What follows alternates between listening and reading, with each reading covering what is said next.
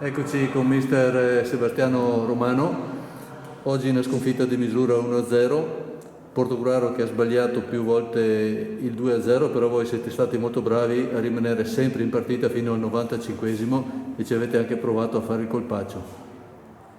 Certo, rispondo. Sì. No, oggi credo che sia stata la dimostrazione che, al di là del fatto che non mi piace rimarcare un attimino le assenze che avevamo, che abbiamo avuto anche durante la partita, perché aveva perso anche Fagin, che è un giocatore importante per noi, dopo 10 minuti, pensavo che la squadra potesse risentire, invece i ragazzi mi hanno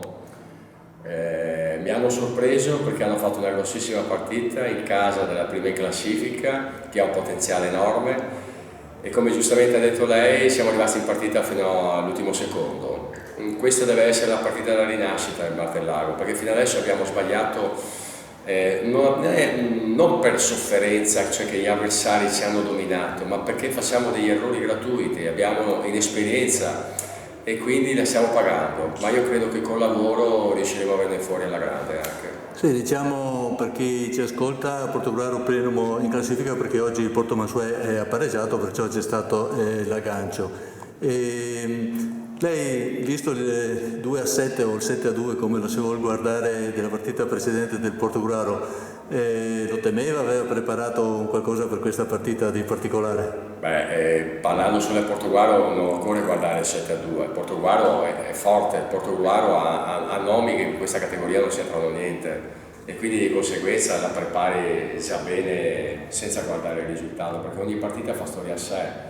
Ho visto un attimino delle immagini per la settimana scorsa, sapevo del loro potenziale, è una squadra che se ti dai spazio difficilmente ti perdona e quindi dovevamo rimanere raccolti e dopo cercare di avere delle ripartenze abbastanza importanti, perché credo che qualcosa magari Portogruaro può lasciarti dietro. Sì, il portiere del Portogruaro 2 o 3 interventi risolutori li ha fatti, insomma, che era lì. C'ha qualche episodio da recriminare?